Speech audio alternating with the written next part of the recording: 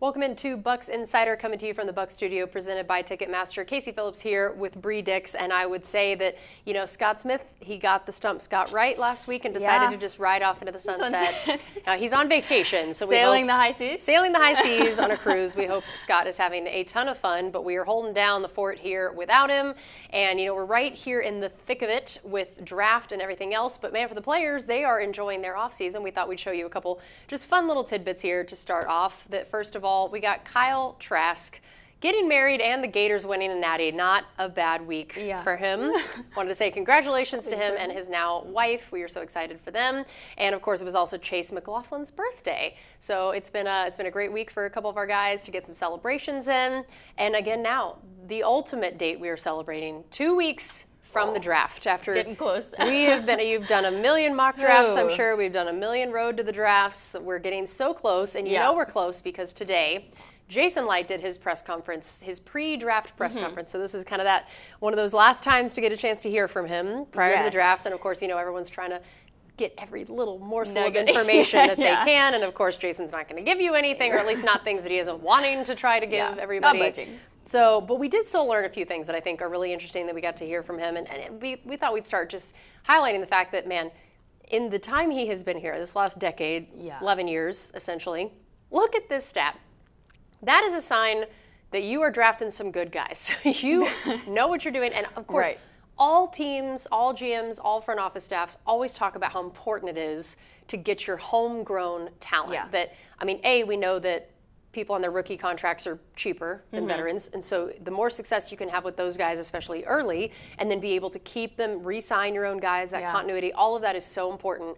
So just looking at the talent of the way they have been able to bring in people that are not only having success here, but all these people that are on rosters everywhere, even if it's not here. But it's just been amazing to watch over this last 11 years. And I think everyone's very excited to see who these new guys could be this season.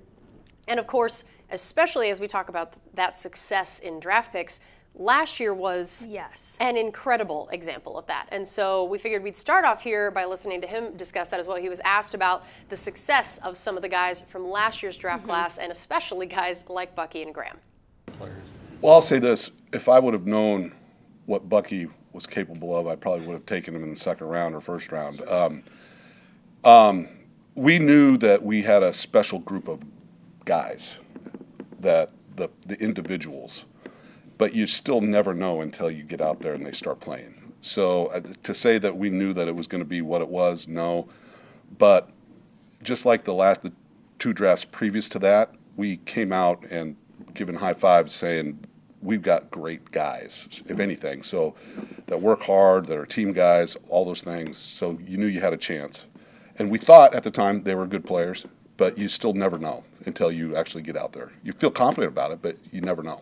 There's a lot of hybrid. So we were talking about the fact that, of course, the whole draft class, so many of them made massive contributions. What stood out to you about what he talked about with it, and then just looking at that draft class from last year? Well, I love when mentioning Bucky Irving, he said that if he would have known what Bucky was capable of, that he would have taken him in the first or second round. I'm sure most teams are saying that now. Exactly. But just to see, he led the leaderboards in so many different categories, finished fourth in Offensive Rookie of the Year voting, led the NFL in missed tackle percentage, just absolutely thrived in the system, kind of ran a lot more of those counter traps that he had really become familiar with at Oregon. To see what he was able to do, but also just looking at what Graham Barton did. This is a guy that he hadn't played the center position since his freshman year at Duke, had started 3 seasons at left tackle, and then just to come in and have the success that he did in kind of anchoring that offensive line with even new guys around like Ben Bredesen. And I love just that he said, you really don't know. You can be confident in the guys that you selected. And he said, after this last draft, they were all giving each other high fives, but really until the guys get out there on the field, you're not going to know what you have. But to be able to see the success that those guys had, and even Jalen McMillan really coming in the end of the year when you had Mike Evans down with injury, you had Chris Godwin down with injury, and he kind of really emerged as a go-to guy for Baker Mayfield on third down. Yeah, I think it's going to be great to see what that group can look like this year too, of getting that all put together last year, bringing all that offensive line back, Bucky now going to second year. We hear how often rookies take a jump even to their second season, and I'm like, I can't even imagine even a tiny jump. I'm like, that's going to be pretty great. I know that also, of course, a million of the questions are always about some of the different guys that he's evaluating for this year, right? And who Jason Licht is looking at.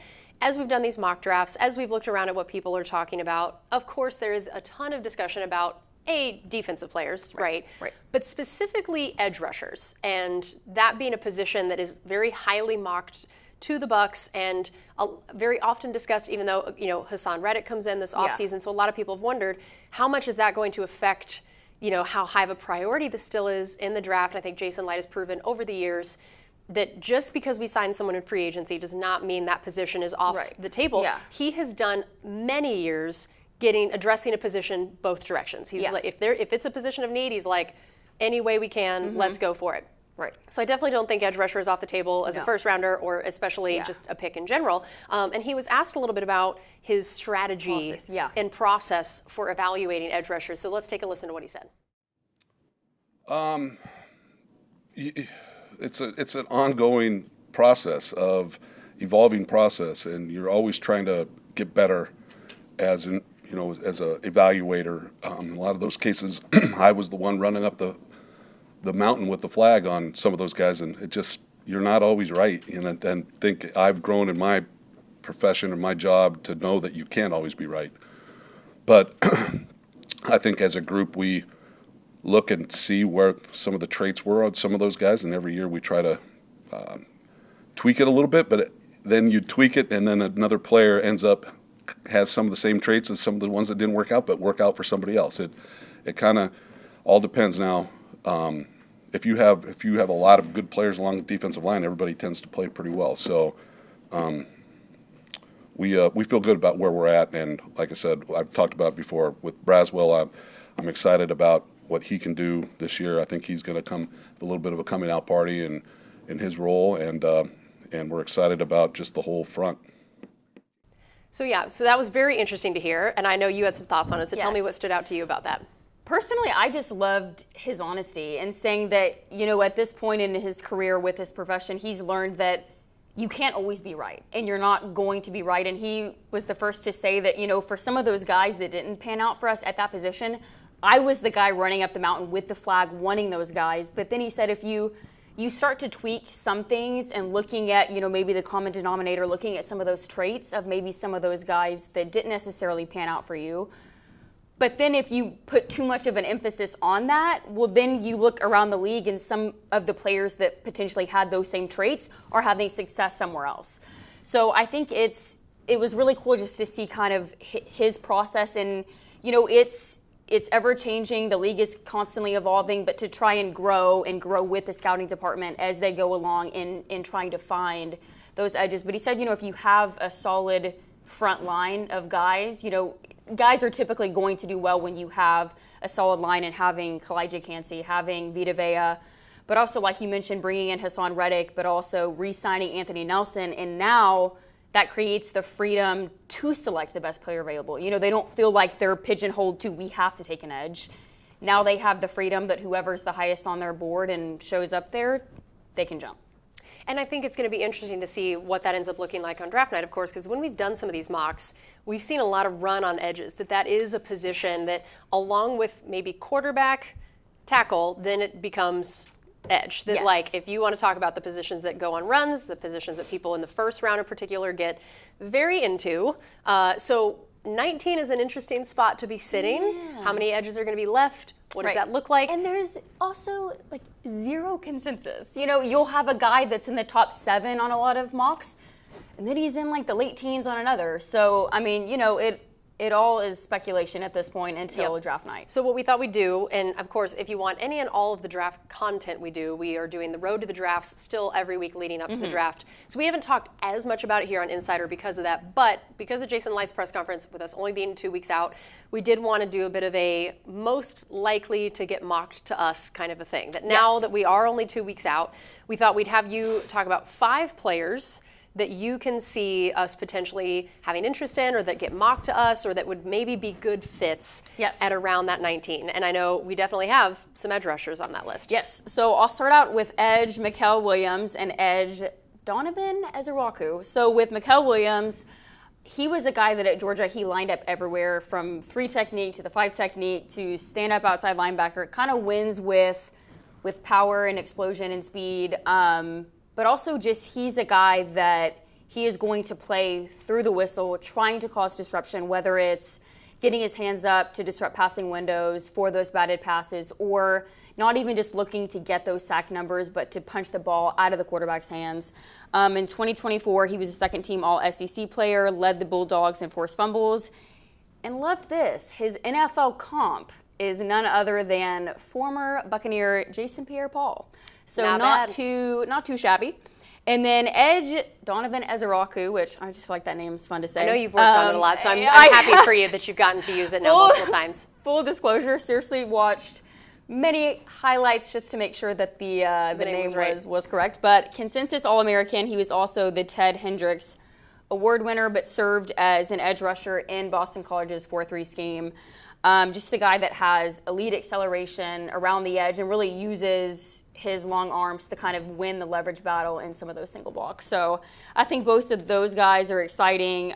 Certainly have the skill set that would draw a comp here, but again, we'll see what ends up happening. But I think having either one of those guys around there at 19 would be not too shabby. Still, yeah. So that leaves 3 other people that we wanted to highlight here. What other positions do you have? Linebacker, Jihad Campbell. So we saw the departure of KJ Britt in free agency, but then we also still have Servassier Dennis that this coaching staff is really high on, made a really big impact on those third downs, but also just, his impact against the run as well. But Jihad Campbell is a guy that kind of consistently, we've seen him mocked to us, lined up as both a Mike and Will in Alabama's 4-2-5 base scheme. And he's a guy that can threaten in coverage as a blitzer, as a run defender. And he made the transition from edge to off-ball linebacker, dominated in 2024. He led the team in tackles for loss, sacks, and forced fumbles, and just has incredible lateral agility, short area quickness. So he, I think, could be an exciting player for Todd Bowles to weaponize because, they drop a lot of guys in coverage. We've seen him throwing Kalijah Cansey out there, Vita even sometimes. And I think in a lot of ways, when you had Antoine Winfield going down with injury, you didn't have Devin White anymore. He was kind of your predominant blitzing linebacker. So Levante David was doing that a lot more. And of course, he's a tremendous blitzer, but also one of his main things and where he thrives is in coverage. So I think if you get a guy like Jihad Campbell to kind of complement Levante, and then that really frees him up to roam as well. So I think that could be a cool fit and somebody for Todd Bowles just to really unleash. It does feel like edge and then linebacker are the ones that are mocked to us position-wise. If you take out who the people are, the most common, and it makes a lot of sense, right, in terms of just depth, what we've lost, who we have. From a true need perspective, it makes a lot of sense. But like we've talked about, they are not going to pass up on someone they love, just, the whole need versus best player available, all of that just because those might make the most sense on paper does not mean that that's where it stops on positions they might be looking at. So who else and what other positions do you feel like you see some people mocking to us that might be smart? Receiver is kind of an interesting one, but that's popped up a lot. And even Jason Licht reiterated today that he's gotten Todd Bowles really psyched about a lot of these offensive players. But I think you have the depth at the right positions to, however the board falls, whoever they have the highest on their board when we get to 19, if that is a receiver, I do not think that is out of the question. You add in another guy to just create more of a weapon and another guy that defenses have to allocate for. And somebody that I think would be a good fit would be Matthew Golden, kind of lined up as that Z receiver in the Texas RPO spread scheme.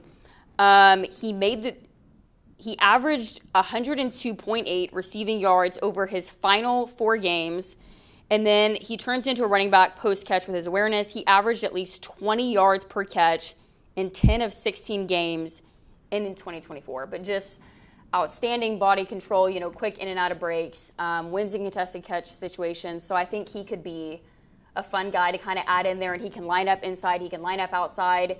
They used him a lot in motion, which we know that the Bucs did a lot of last year, especially with Chris Godwin, and then when he went down, doing that more a little bit with Sterling Shepard and Jalen McMillan. So he's a guy that you could kind of add into the mix there. All right, and then this last prospect that we got here? See, cornerback Jahdae Barron, which we've kind of talked about this a little bit upstairs, but I think even the puns for days, if you kind of use him as a robber Barron. But he played the star position in Texas's zone-heavy scheme. So he played corner, safety, nickel, dime, kind of lined up everywhere. He did not allow a single touchdown catch in 2024. Has a high football IQ, advanced at kind of reading blocking schemes, being alerted to the quarterback, and being where he needs to be. So I think he would be a guy that would respond well because the Bucs do play a lot of zone, and that seems to be where he thrived a lot of, and kind of getting downhill into the action. So he's another guy that I could see fitting in for the Buccaneers. I like it. All right, well, there's your full kind of draft preview version of Insider. Thanks to our press conference with Jason Licht. Of course, you can watch the entire thing if you missed it on the Buccaneers YouTube and website and everywhere else, and we loved getting to hear from him, and we can't wait. 2 weeks. We are so close to finally knowing who the newest Buccaneers are going to be. So again, we have more Road to the Drafts coming for you and all the pre-draft content right here. So stay tuned for that, and we'll see you next week.